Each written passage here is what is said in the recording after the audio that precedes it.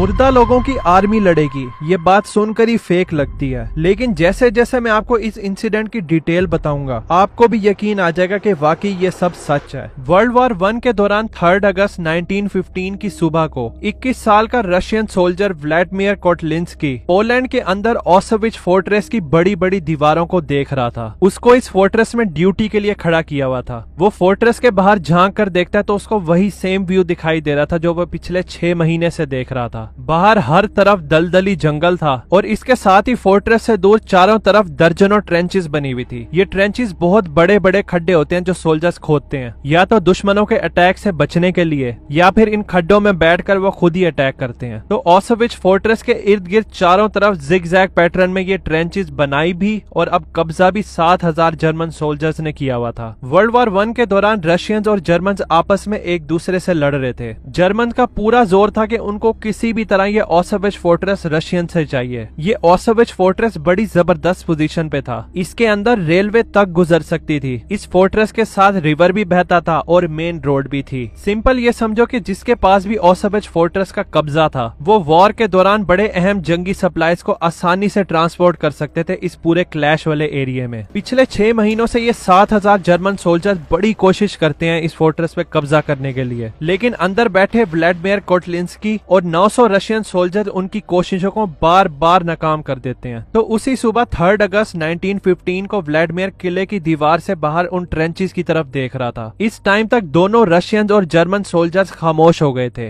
ना ही वो लोग एक दूसरे पे अटैक कर रहे थे और ना ही वो इधर से कहीं हिल रहे थे। बस दोनों पार्टीज अपनी अपनी जगह पर थे और वेले बैठे थे। इनफैक्ट पिछले कई हफ्तों से इधर कोई एक्शन नहीं हुआ था। तो फोर्ट्रेस के अंदर रशियन सोल्जर्स बोर हो जाते हैं, तो बोरियत को खत्म करने के लिए वो पिछले दरवाजे से नहर में मछलियां पकड़ते हैं। लेकिन इस सुबह व्लादिमीर दीवार से ट्रेंचेस की तरफ देखते हैं तो वो बड़ी अजीब चीज नोटिस करते हैं। उस ट्रेंच में जो फोर्ट्रेस के सबसे करीब थी, वैसे तो ये ट्रेंच भी कई 100 फीट दूर थी, लेकिन उसके अंदर साफ नजर आ रहा था। वो नोट करते हैं कि जर्मन के हाई रैंक ऑफिसर सर्कल बनाकर खड़े अंदर। वो सब नीचे की तरफ किसी चीज को देख रहे थे जो व्लादिमीर को दूर से दिखाई नहीं दे रही थी। फिर वो जर्मन सोल्जर का ग्रुप आसमान की तरफ ऊपर देखता है और फिर हवा में हाथ हिलाने लग जाता है। फिर वो सब दोबारा जमीन की तरफ देखते हैं। व्लादिमीर को कोई आइडिया नहीं था कि ये लोग क्या कर रहे हैं, क्योंकि उसको तो दिखाई नहीं दे रहा था कि ट्रेंच के अंदर वो लोग किस चीज को देख रहे हैं। और वो जो आसमान की तरफ ऊपर देखकर हाथ हिला रहे थे तो आसमान भी बिल्कुल साफ था। ये जो अजीब हरकत जर्मन सोल्जर्स कर रहे थे, व्लादिमीर इससे थोड़ा नर्वस हो जाता है। व्लादिमीर एक जूनियर ऑफिसर था और वो दूसरे सोल्जर्स का इंचार्ज होता है। अब क्योंकि वो नया था तो उसको ना ही इतना तजर्बा था और ना ही उसमें इतनी सलाहियत थी, और आर्मी में उसको वैसे भी इतना सीरियस लीडर नहीं समझा जाता था। तो व्लादिमीर